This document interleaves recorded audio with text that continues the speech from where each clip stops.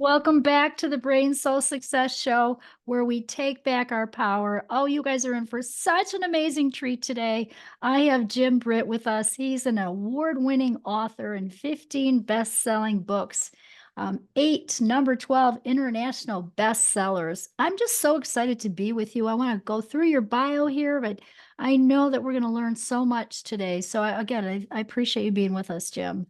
Oh, that's it's great to be here, Louise. Yeah, Appreciate it. it's so awesome. I mean, look at all these book titles. You've done Rings of Truth, Do This, Get Rich for Entrepreneurs, Unleashing Your Authentic Power, The Power of Letting Go, Cracking the Rich Code series, and you directed movies in the subconscious mind, just to name a few things. I know you're an internationally recognized business and life strategist who's highly sought after as a keynote speaker, both online and live for all audiences.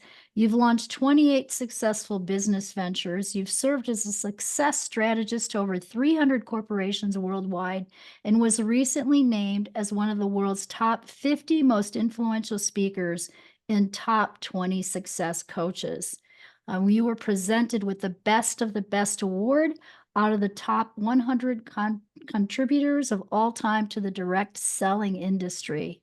And in the past 45 years, you presented seminars throughout the world, sharing those strategies to so many different audiences.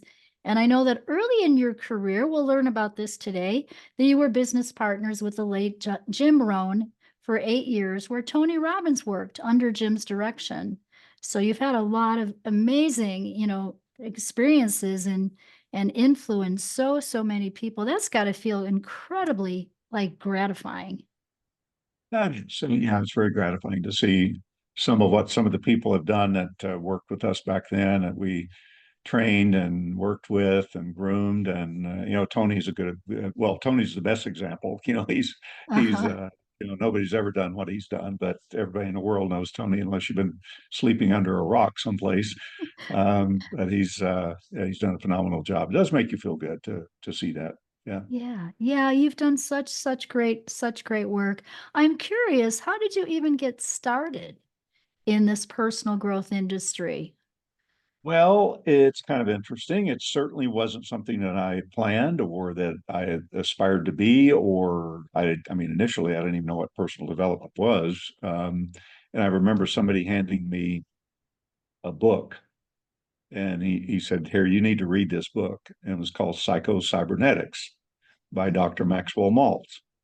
And I remember standing in my kitchen, and I opened up the book and I started reading, and I read about 3 or 4 pages, and I said, this is a bunch of garbage. And I threw it across the room into the trash about 10 feet away. And, and interesting, myself and somebody I worked with ended up owning the seminar rights to psycho-cybernetics about probably 10, 12 years later. And I read the book 30 times in 30 days. Great book, actually. But kind of interesting, the turn of events that brings you back to where you started. But how I got started, really, I joined up. I'm a high school dropout, Okay. so I had no direction in life as far as profession or anything like that. Pumped gas for about a year. Mhm. I made $1 an hour, worked 60 hours a week. Had a child, wife and a child, and about 19 years old when my first child was born. And then I graduated from there and went to my dream job, which was working in a factory on an assembly line, which I found out wasn't really my dream job, but I worked there for a few years, a couple of years. And and somebody introduced me to a direct selling company. Mhm. And I didn't know what that was. I didn't know what selling, I kind of knew what selling was, but I didn't know anything about it, so never sold anything in my life. So I went to a meeting one night, got introduced to it, and as I'm watching it unfold, I kept telling myself, I can do this. I can do this. I got pretty excited about it. By the end of that meeting, I said, not only am I going to do it, I'm going to get rich doing it. And I don't even know what rich was back then, but anything more than what I was earning would have been rich. And so at the end of it, the meeting giver walks right straight back to me.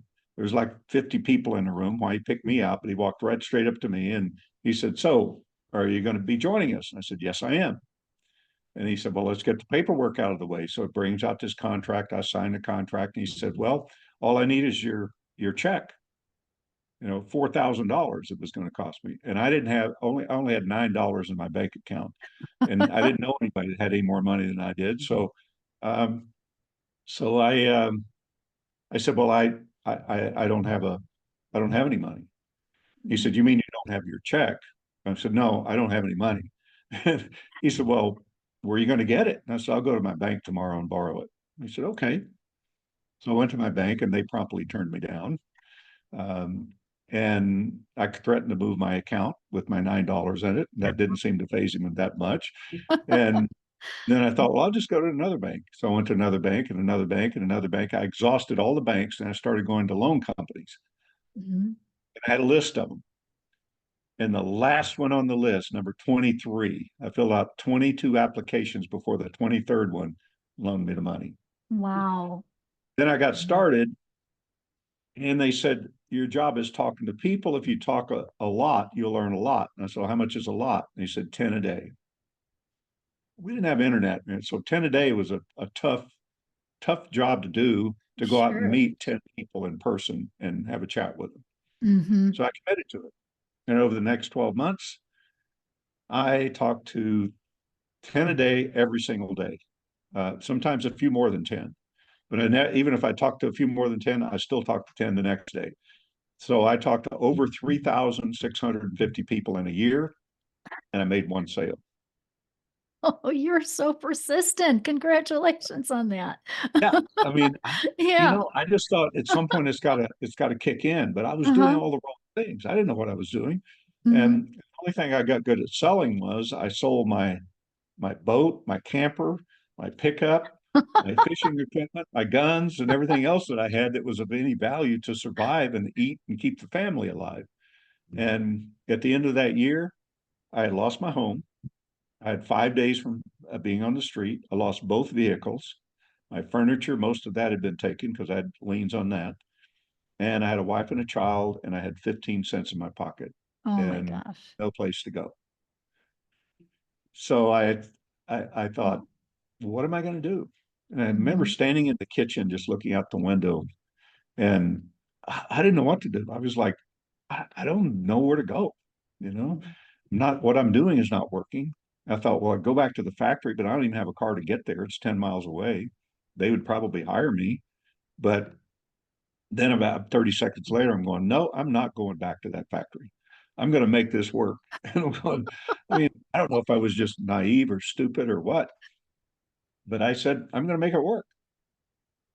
And in the next 4 hours, what I needed a place to live. Mhm. I needed furniture. I needed a car. I needed an income. And I didn't know where to get that. So I picked up a 5 gallon container of carpet shampoo. The one sale that I made was a 5 gallons of carpet shampoo to a builder in Oklahoma City, largest builder in Oklahoma City, that I worked for during the summer, Mhm. picking up around construction sites. And I built a house in the ninth grade. A group of us did in school before I dropped out. And so I knew the trades. Mhm. I helped him out, saved him money in a lot of places, found what carpenters and different people were doing wrong. And he trusted me and always thanked me and gave me a little raise now and then. Um, but I carried that 5 gallons of carpet shampoo about 3 miles in the Oklahoma heat. And if you've ever carried 5 gallons of liquid, it's heavy. And if you've ever been in the Oklahoma heat, it's hot It's in hot. the middle of the.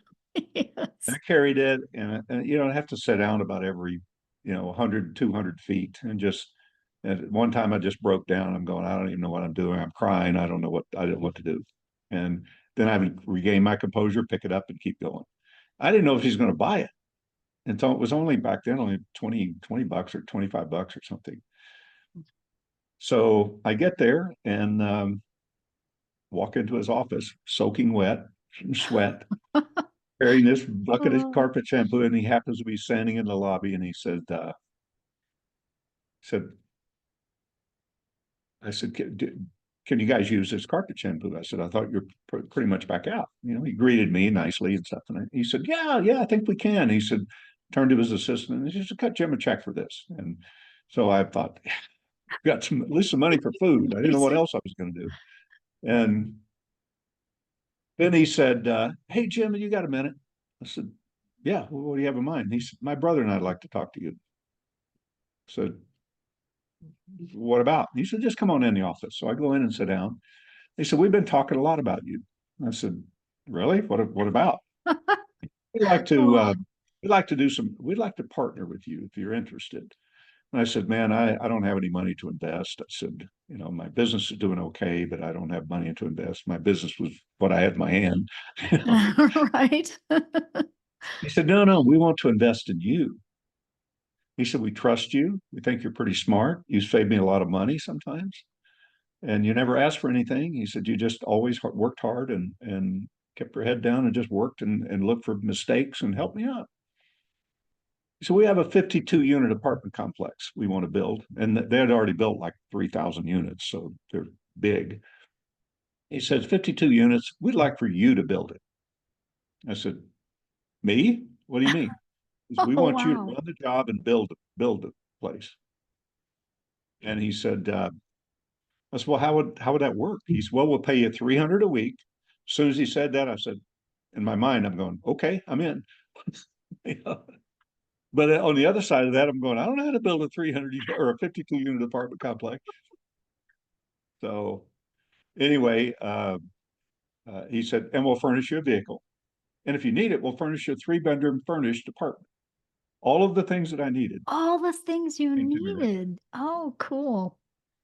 So I said, oh, and he said, and if you takes about 14 months to build this. And he said, if you build it in 12 months, we'll give you a bonus, a $60,000 bonus. He said, but nobody's Whoa. ever done it. And he said, but and any time after 12 months, we'll deduct 1,000 a day until your bonus is gone. So you still might earn a little bit of bonus if you do it in 14 months or a little under. And I didn't know. And he said, then we had some other incentives and things he was giving me. And plus, if I did it in 12 months, I got 10% ownership in the property. Wow, those are a lot of bonuses. That's pretty It good. was big. Yeah. It was big. And Yeah. so he gives me the plans. I tell him yes. He gives me the Hmm. plans. I take them home, and they had a pickup there. He said, "We'll get you a new car. You just drive this pickup if you want." Because I said, "I don't have a vehicle here with me right now." He said, "Well, if you want to take the pickup, you can drive that until we'll get you a car." So I did, and and so I took the plans home and I started looking at them, and they gave me a list of contractors, Hmm. and I thought, they only give me one framing contractor, only one cement finisher, only one plumber, but there's 8 buildings on this property. I thought, I know how I can speed this up. I'm going to hire a different contractor for each building. Okay. Oh, long story short, I built it in 8 months. You built it in 8 months. 8 months. Congratulations. And it's still standing today. Isn't that You, amazing? well, you know what? It's a you're such a great storyteller. And I know that's part of selling, But and yeah, and that went on to other projects. We ended up owning what we had about 1,400,000 square foot warehouse buildings we built and leased out, and we did a lot of stuff together. But taught me a valuable lesson, really hmm. did. Um, but what came out of when I got back home that day, I get a knock on the door, and it's somebody from the corporate headquarters of the direct sales company. And he said, I understand you're a hard worker and you're not making any money. Can we talk? We sat in my floor because I didn't have a sofa that had been repoed. And he asked me questions and shared with me what I was doing wrong, what I needed to be doing. And long story short, that business took off like a rocket. So between the two businesses together, in the next 12 months, I went from 15 cents in my pocket to a millionaire. And Oh, um, it taught me though. I didn't know at the time. I thought it was mhm. just phenomenal what was happening.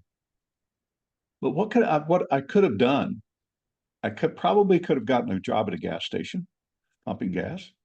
I probably could have figured out a way to get to the factory and work Mhm. um, until I could afford a car. I probably could have bought a car at one of those old junk places that sell, beat up cars, but I didn't.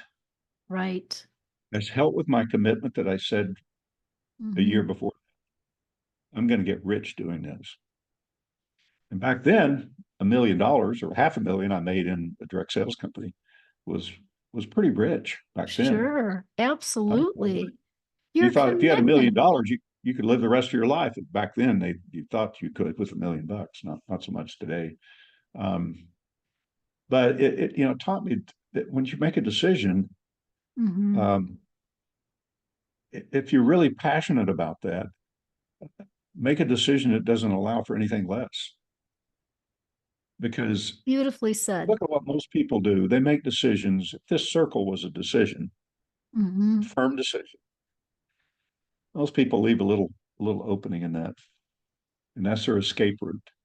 That's their Yeah. excuse. That's why it didn't work.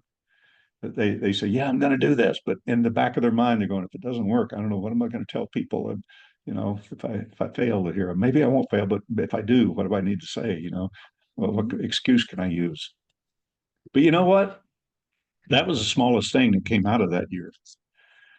The most important thing was Jim Rohn was the trainer in that company, and I met Oh, Jim Rohn, okay. That's why. and nobody knew who he was.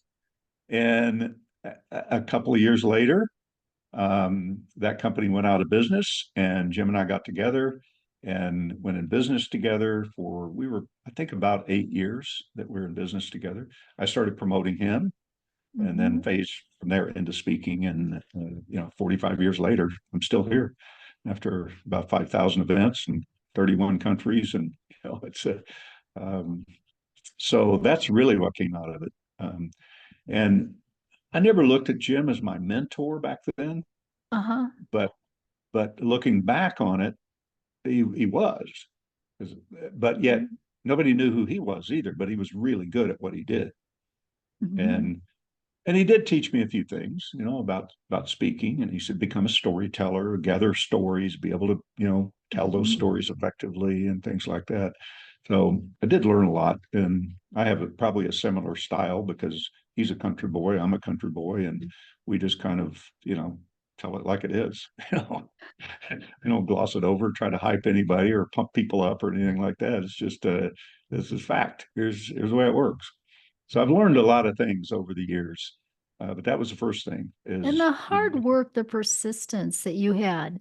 And we have to sometimes, get to that place where we're rock bottom, it seems like, Mhm. before we come up.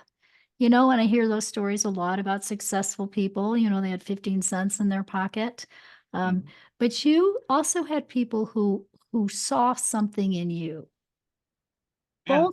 Both of those employers that year, both Jim Rohn and your construction work job, they saw something in you. What do you think that is that you have that? Well, I looking back, I know what it was because if a person strives to be the best they can be, not the best that there is, but the best they can be at whatever it is they do, Mhm, opportunities show up. mhm, Because if you're striving to be the best you can be, eventually you reach the ceiling where you are. But don't give up. Say I hate this job. I don't like this. I'm depressed. I'm not making the money. Keep doing the best job you know how to do, and opportunities will show up for you.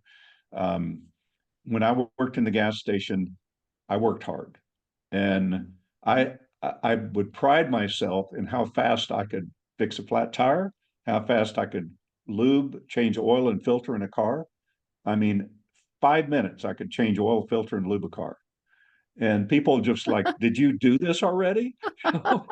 But I was so fast. I mean, when the rack would start going up, I'm under the car lubing it, and I'm barely on my knees. And by the time the rack hit the top, I've already lubed the whole car. Now to just drain the oil. And so it was And I would always give them great service, wash the windshields, sweep out their car, various things, check the air in their tires, and all they came in is for gas.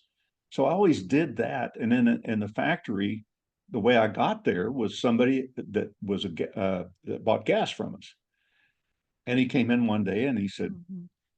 he said, young man, he said, you're pretty phenomenal. I said, what do you mean? He said, you always give me such good service. And he Mm. said, see that guy over there? And I said, Mhm. yeah, Bill, works with me. He said, if he comes out to my car to wait on me, I drive away. He said, I come back when you're free. He said, I always get you to wait on me. I said, why? He said, because you're really good. And I love the service you give. And he said, but you know what? You got a lot more on the ball than working in this gas station. I said, what do you mean? He said, you should be working in the factory. I'm going, well, it's kind of my dream job in a way because but I don't have a high school diploma and they require that. Mhm. He said, I tell you what I'll do. I'm a supervisor. He said, I'll arrange for you to come in and take this kind of a dexterity test. And Mhm. he said, if you pass it, I'll get you on. Came in the next week, took the test, passed it with flying colors, and had the job. And they rated you. We wired telephone switchboards. That's what we did. So if you ever got a wrong number, it's probably me. Put a wire in the wrong place or something. I mean, massive wire ends connections. Sometimes it would be in one big frame. There might be 30,000 connections on that frame. Wow. And we had to go by blueprints and stuff like that. And they give you a certain job to do and a certain amount of time to do that job. So that was your efficiency rating. And if you ran 85% or above, you couldn't get fired. If you ran below 85%, they could fire you. Well, my best month, and it was pretty consistent too, 457%. So I was doing the job of 4.57 people, Wow. and I had memorized the blueprints. So I didn't have to look at those to wire it. So I was just like boom, boom, boom, instead of looking up here at a blueprint, and so it was pretty amazing. But I just strive to be my best. And I think that's where people go wrong because if you're complaining about everything, your mind's closed for good opportunities. And nobody wants to hire you anyway because, Mhm. you're acting mean and ugly toward yourself, you know. Right. So So you have very good self-talk. I mean, it seems like you were born with that. yeah, maybe. I don't know. You know? Never, Yeah. It's yeah. really, really beautiful. Give us some stories around speaking. What would be some advice you'd give to entrepreneurs here who are aspiring to be good speakers or get out there? What would be your advice to them? Well, develop number one, develop the confidence in what you have to offer. Okay. Don't just make up something. Don't that you read someplace. Really try it out. Really, make it effective. That you know it works. That you know that you know that you know that you know, and Mhm. you have confidence that what you're presenting is really having an effect on people because you're there to influence, not to teach. Nobody Mhm. wants to be taught. They want to be influenced, and so you're there to influence people. And when you get on stage, the two things that speakers look for, two things Mhm. they want. Mhm. They want to control the audience and they want to get the audience approval. Well, if you go on stage with those two needs in mind, you probably won't get either one because if Good you point. need to control, you're out of control. If you need approval, you don't get it. Mhm. So if you let go of the need for approval and you get approval. You let go of the need to be in control and then you're in control. When you Ah, think about that, those two needs really affect almost everything negative in your life that's not working. I mean, I would challenge somebody to throw something out that is not affected by those two needs. It's almost everything. yeah, it is, And isn't it? it's yeah. And so if you can learn to let go of those Mhm. needs, that need for control or approval, not only on stage when you're speaking, but in life. Mhm. Um, because if you take a look at an abusive relationship, for example, you got Mhm. one that has an extreme need to control, and they're willing to beat people up to get it. Then you got one that has an extreme need for approval and they're Mhm. willing to get beat up to get it. And they're a perfect match, just a perfect match. They're going to come Oh, together every single time. But if you let go, it's usually the woman that's getting beat up, not always, but Mm-hmm. more times than not. But if you let go of the need for approval from anybody, then that person most likely is going to split. They're going to leave because they feel we're all energetically connected. So Yes. they're going to feel that connection or disconnect, and they're going to take off because they need somebody to beat up. So, Yes. and the reality is that person that's the controller, on the underlying reason for that is he needs approval. He's looking for approval Looking for approval. through control. Mm-hmm. I separate the two because it's easy to see, and Yes. understand how that works. So, um, but if you don't do that, you just end up in a string of abusive relationships, or one that somebody gets really hurt, or but it's not just in a man and a woman. It can be, it can be in anybody, in your workplace, or where. Mm-hmm. So, so it's a good thing to learn to let go of. Uh, just like somebody said the other day, well, how do you what would be the number one thing to control stress? Mm-hmm. I said, stop trying to control things over which you have no control. Pretty much eliminate stress. This is so true. It's so much letting go, isn't it? It's simple. Yeah, well, It's letting letting go go. is, we try to hang on to stuff that's causing the problem. It's like Yeah. if you want to be happy, we have learned to be unhappy. We don't even know what happiness is for the most part. Most people think if I get that new car, if I get that house, I get that vacation, I'll be happy. Yeah. Well, that's pleasure, not happiness. So, if you let go of those things, let go of the need, well, let go of the things that cause your unhappiness, then happiness is already the natural state that we have, that we were born with. So, I look at things in a simple way. I don't, if you got to pull off the side of the road when you're driving your car and you feel anxious or upset, and you got to throw a blanket on the ground, look at the stars, and be able to let go, you got the wrong process. So if somebody, and people say, well, it's really hard to let go. And I said, no, it's not. I said, if I pick up this mouse, and I said, does that mean I need to hold it in my hand the rest of my life? And the answer is no. I can lay it down anytime I want. If you're reading a book, does that mean you got to Mhm. hold that book for the rest of your life? No. Lay it down. So somebody hurt you in the past. That mean you got to carry that around the rest of your life? No. Lay it down. Forget it. Move on. Move Let go on. of it. Yeah. Yeah. It's not happening to you now unless you let it. And you let it by bringing it into the present instead of letting it go and die its own death, from lack of attention. Yes. So, Yes. as you work through life, the, the decision making process is the most important things, because if you don't know where you're going, you're going to end up someplace else. You're going to end up someplace you don't want to be. Um, Sure. and you ask yourself, well, how did I end up where I am? Well, it's because of the decisions you've made in your life and what you've acted on, what you believe to be true that you've acted on, got you where you Mhm. are today. Simple as that. So, um, so how do you change that?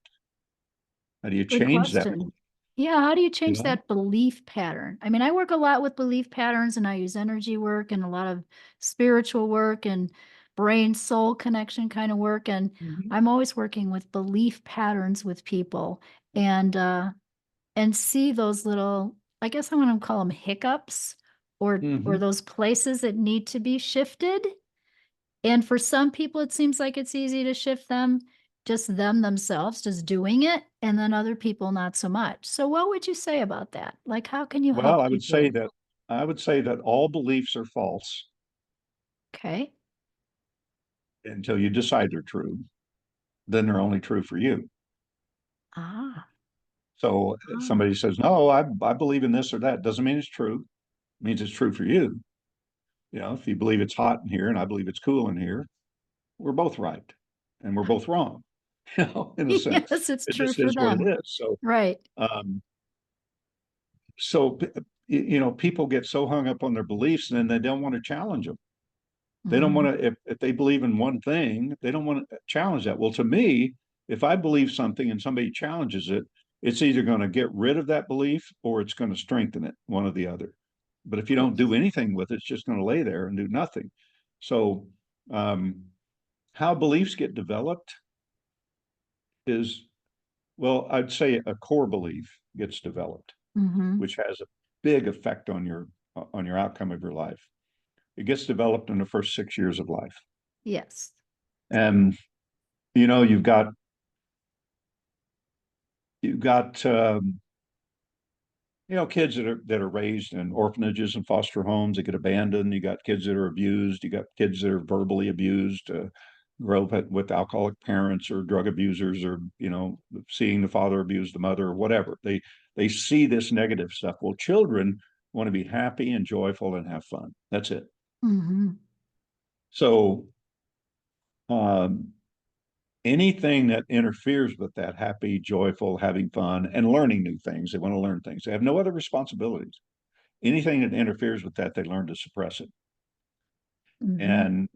And they do it in different ways. They don't know they're suppressing. I mean, even an adult doesn't know they're suppressing. They just are. You know, if you keep reliving something over and over and over that happened to you in the past, you're suppressing it, making it stronger every time it comes up, and you suppress it, even though Sure. you don't know it. So kids suppress it. They make up stories, they blame themselves, they do all kinds of things. Well, if you're really aware, you can see it while they're in school, you know, Mhm. once they go to grade school and run up through high school. But you really see it in adulthood. Well, let's say a child didn't get the love and attention they felt like they needed growing up for Mhm. 6 years. They could become a victim in an abusive relationship, looking for that attention. They may do a flip and become the abuser because they're angry they didn't get that. Uh-huh. Um, they go both directions. You know, they it could show up in their workplace. It could show up in their physical, you know, their health and their weight because they have a poor self-esteem. Nobody loves me, and Mhm. poor self-image, and they just think, who cares? It doesn't matter anyway. So I'm just going to get fat, and it doesn't matter. And that's, you know, that happens. Um, Yes. and that, in fact, for the most part, that's how people become, you know, unhealthy and things, because they don't really stop and look at anything, what they're putting in their mouth or what they're, you know, what they're doing, lack of things that they need to be doing. And it's just they don't know. It's not a bad person. It just means that they don't know because they've been programmed in such a way, and now they need to get deprogrammed. Um, Yes. So, you know, they end up maybe not being able to be successful in business or whatever. You know, it's just all of those things. Um, but they don't understand the power behind letting go. Because as a Mhm. human being, you're very powerful.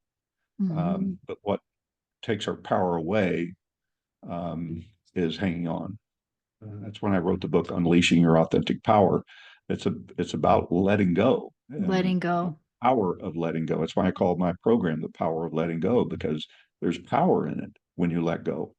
And I can guarantee you, anybody listening, I know you got something you're hanging on to that's stopping you, or if Yes, you're that's repeating ins a cycle and you can't quite get us ahead and things like that. So, you know, beliefs they're your decisions, basically. Mhm. You make decisions based on beliefs, but what happens is when you make a decision to do something, it gets filtered through your core belief that you developed when you were at your first 6 years of life.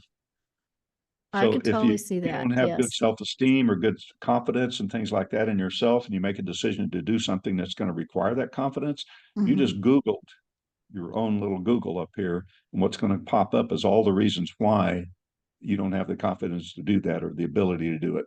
Um, and we don't even know what happened. We're already off track and we don't even know it. And you know, you Yes. tried 10 times to lose weight and now you're going to do it this year. Well, your Google just popped up, showed you the last 10 times you failed. Say, remember those? You don't even hear it.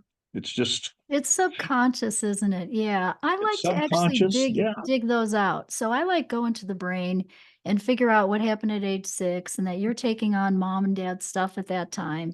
And so you took it on and now you're playing it out in your life. So you took the Yeah. blame program on and we clear that blame. because Yeah. we have to clear those traumas, just like you said, age 0 through 6, so someone can Yeah. really fly and be confident in their life. And we Yeah. don't even know that they're there. Like you said, they are there. And again, I'm a kind of like a medical intuitive. So I go into the brain and kind of figure those out. And people leave feeling lighter. They leave Yeah. differently because exactly what you're talking about. They let go. Yeah. They I'm a drive-through finally brain let surgery. it go. We're I have a reprogramming. drive-through. I have a drive-through brain surgery. Just bonk them on the head, do a little frontal lobotomy, and off we go. I love that. I love that. I know that when we first talked, I'm you franchising it, by the way. Just are you? Are you? Oh, I want to learn how to do the franchising. Look at that. Just like a you know high-powered what? The number one fastest growing industry right now over technology is psychology and counseling. Every counselor out there is booked 100%. I mean, it's just yes. every psychiatrist, every clinical psychologist, everybody doing counseling is just they're overwhelmed. A lot of people not knowing their future and afraid of what's happening and afraid they can't do it, and the change of things. I mean, from AI to all this technology stuff and all the social media, you got Mhm. so much stuff to do in a day, and most of it is ineffective, but you feel like you have to do it anyway. Got to go check your Facebook. Well, I'll scroll for a little bit. And you end up, an hour later, you're still scrolling. And you just wasted that time. Yes. Is it really taking you where you want to go? Is it doing anything to go answer Molly's post over here with the picture of her breakfast? And you got to say, oh, that's really nice. What's it doing for you? I mean, if you got time to do it and that's all you want to do, fine. I'm not judging it. I'm just saying if you're trying to be effective and accomplish something, uh, watch what you're putting your time and effort into, and be aware. Exactly. We can't get Gotcha. time back. You can get money back, but you can't get time back, No doubt about that. right? Yeah. So you really Get want to, get yeah. older, you start to see even more of that. Did you really can't? You're out Yes. there 21, 25 years old. I thought maybe I'll live to be 50. When you get to be 50, and you go, oh, maybe I'll live to be 60, and then now I want to live to be 140, Yes. but the the thing is, before a decision, you've got to have a desire to change. If you Mhm. don't have that desire to have something more in your life, something different in your life, nothing's going to work. But I think most people have that desire. It's just they're messed up with what's up here and that core belief that they have. So when they make a decision, it doesn't make the complete circle. It's always got that opening in it. And and then um, once you do decide and you start to take action, you're going to Mhm. be confronted with things that you need to let go of. I mean, you're Yes. the one in control. It's like having a movie or a TV screen, and you got the knobs that change the channels, and you got the ones that brings in the focus and all that kind of stuff. It's up to you to stay focused, and it's up to you to stay on the right channel and keep moving forward. And you got to ask yourself, is this taking me where I want to go, moment to moment? And if it's not, don't do it. If it is, do it. Good Can't figure it question. out, stop anyway. If you're Yeah. feeling anxiety, don't speed up, slow down. Take a look at what you're doing because you're wasting time and energy. And Mhm. where your energy goes is where you're going to create results, whatever good or bad. Um, so you're going to get faced with that. So you got to learn to let go, and you got to learn to be self-observant, not Mhm. self-aware. Everybody's self-aware. They're aware if they've got a problem of any kind. Self-observant is different. That's seeing yourself acting out the problem. It's seeing yourself needing approval from somebody, seeing yourself Mhm. being controlling or whatever it may be, Mhm. taking an action that's not taking you where you want to go, seeing yourself, and you stop and go, why do I even want to take that action? Well, it's comfortable. It's Mhm. easy. Mhm. Is that going to take you where you want to go? Well, no, and don't do it. It's simple. It's It's simple. really simple. Every action you Yes. take, once you've made a decision, every action is going to move you toward it or away from it. People say, well, I don't have time to work out. Well, why not? You know what working out will do for you? If you spend 30, 45 minutes working out every day, you'll feel better. Mhm. You'll have more energy. You'll think clearer. You'll be more effective, and you'll produce more. Pretty Simple. simple. Good investment of time. Is that going to take you where you want to go? Yes, it will. If you don't do it, no, it won't. So it's we put value on things, but yet we haven't decided if that value that we put on that is going to take us where we want to go. Hmm. And it's It's simple, but it's not always easy. You know, sure. it's not always easy.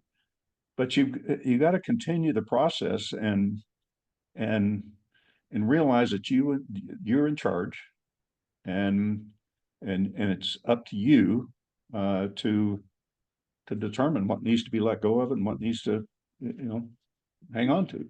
Absolutely. I would say the entrepreneur, just this whole journey that I've been on for the last 30 years here has taught me so much.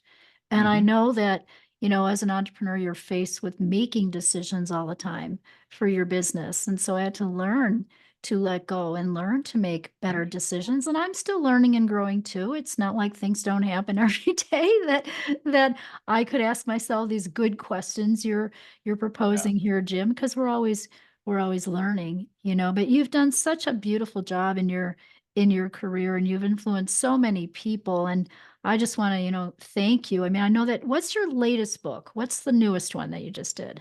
Uh, Directing the movies of your subconscious mind. That was my last one. That was your last one? Yeah. Yeah. And you know what stops most people? What Just stops? fear, Yeah. fear of change, Yeah. fear of not accomplishing what they want. But fear is an interesting thing. A person makes up in their mind what they want to accomplish, makes a Hmm. decision to do it, and then they turn around and make up the fear because the fear is not real; it's made up. Hmm. Even if a lion's chasing you through the woods, you're making up a fear of what's going to happen when it catches you. So it's not real. It's a made up story. So all fears are made up. But it's interesting that we make up what we want, we make up something to stop us. It's just crazy. I mean, it really is crazy making it when That's you a really good look at point. Yeah. it. It is. It's a really good But I'd like to point. share one final point Okay. before we wrap up because I think this is important. Um, Quite a few years ago, probably 35 years ago, um, a friend of mine and I, we used to read some of the same books, and then we would get on the phone or get together and chat about it and learn, kind of what do you think about this, and would talk it through and learn from each other. Uh-huh. So we were doing that with one book, and he called me up and said, "You have a few minutes to chat." Well, we talked for about an hour about one page in the book, and when we finished, he said, "Hey Jim," he said, "What do you think the word resourceful means?" I said, "I don't know, man." I said, "Maybe using your imagination, being more productive." I said, "I don't know. Why?" He said, "Oh, it's just an interesting word." And I said, "I guess so." And we hung up. And on my way home later that day, I couldn't quit thinking about it. It was just like going in my mind, like resourceful. What does that mean? What does it? I mean, it's like I was obsessed with it. And back then, we didn't have the internet. So I went into the dictionary and I looked up the word. And it said resourceful defined as once again full of source. Oh. And I went, that's what I said too. I went, whoa. Oh. So that could be pretty powerful depending on what you think source is. And I Mm-hmm. thought, oh, I think I'll look up the word source and see how that's defined. And it was defined as where all things originate, not some things, but all things. I Wow. thought, oh, that's really powerful, depending on what you think source is. And then the next day I was going to the bookstore. So I go to the bookstore and I said, "Do you have an origin of words or something?" And I looked in one book they had. I couldn't find it. And I looked, I went to another dictionary, still had the same definition. And so I didn't know where else to look. But every time I had a chance to look at anything that I think would give me another definition of source, Mm-hmm. I looked it up. So about a year and a half later, I was in the UK, a little town called Chester, and small village, and I was doing an event there.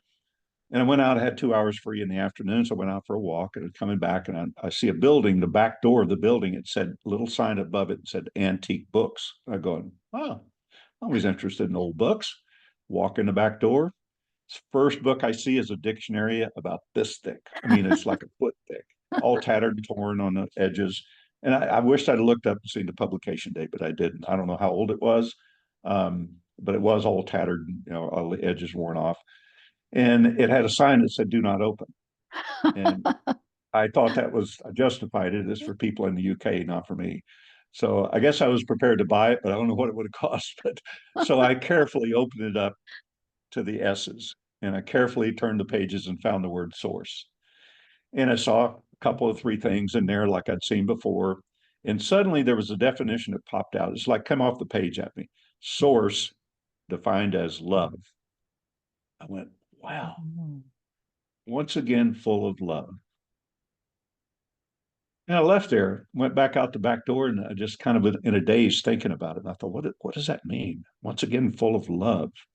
Mhm. Then it hit me. I thought, when we're trying to accomplish something, Mhm. we decide we're going to do something in our life. I don't care whether it's buying a new car, or accomplishing something, or whatever.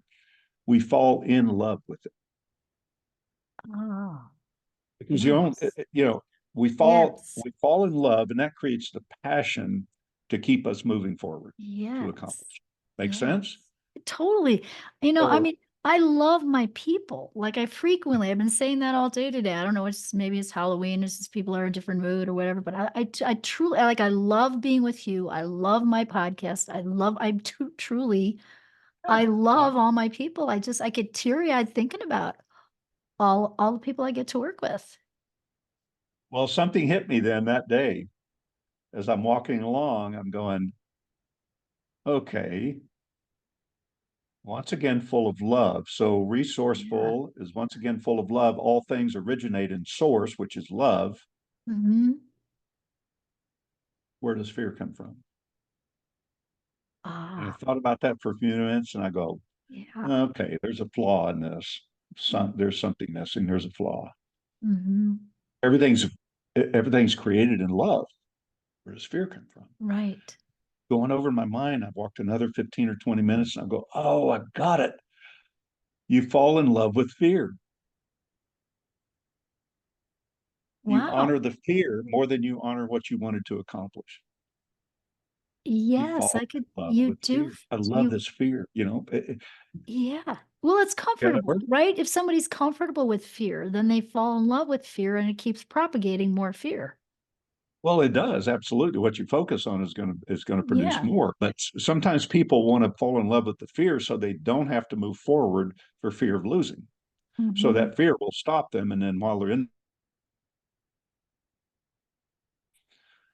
but they make it up. It's all. It's why I say fear's not real. It's only real when you make it real. But when you do make it real, it's real. It's really real. It's really real. What's that Train in for acronym? pause. There's an acronym for that, or it means, oh, it's false evidence appearing real. Yeah, I hear that all the time. Yeah, Yeah. Yeah. but it just is what it is. All things originate in source, and so does fear, doubt, Yes. worry. All of those things are fear based. Fear is really the only friction in our thought process. When you think Mm. about it, Uh-huh. friction it creates when we decide to do something, then the friction starts. That's why the power is in letting go.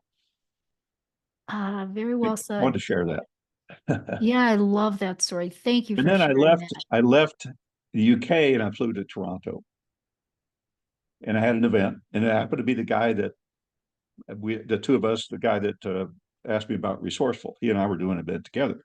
So Uh-huh. we went out for a walk down Yonge Street in Toronto, and we're out quite a ways. And suddenly he says, "Hey, we got to get back. Our event's going to start." I said, "Well, I can't start without us because we are it." And so we're walking really fast. I'm 6'4" and he's about 6'2", and we're walking as fast as we can.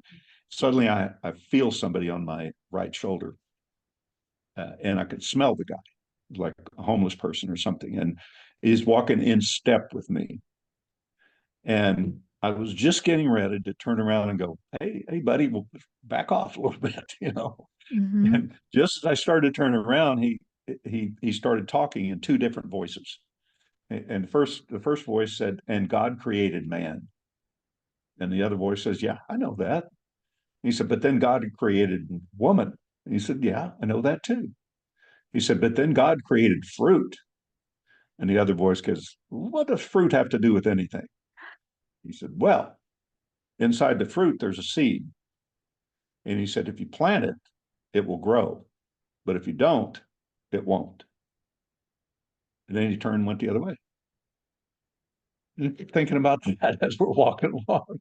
And Wow. it suddenly hit me again. I'm going, oh, when you decide you want something, you're planting a seed, Mhm. and it's up to you to nourish that through the power of letting go. Just like if you go to the garden and you Mhm. got to pluck the weeds out to keep your garden from getting smothered out.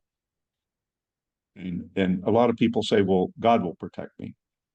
Well, the guy walking along the street and he looks at the guy working in his garden and he said, wow, you and God have a beautiful garden here. And he said, yeah, you should have seen it when God had it by himself. So it's up to us. You know, Yes. God will produce, will support whatever it is you want. If you want to bury yourself in fear, God will support that and let you have it. Mhm. And people say, well, God put me in that position. I'm going, no, that didn't happen. Put yourself in that position based on the decision you made, and God will Mhm. support you there. They said, well, I'm trying to find my purpose in life. And I said, well, your purpose is what you're doing right now. Well, I don't like what I'm doing right now.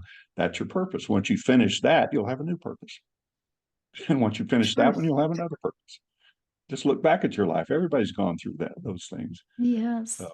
anyway, Such wisdom. Oh my gosh. Thank you so your stories. Let's get to know the Jim when you're not working and you're not speaking. So I just have a couple final questions here. When you're not working, what do you like to do in your free time? oh, I like to fish.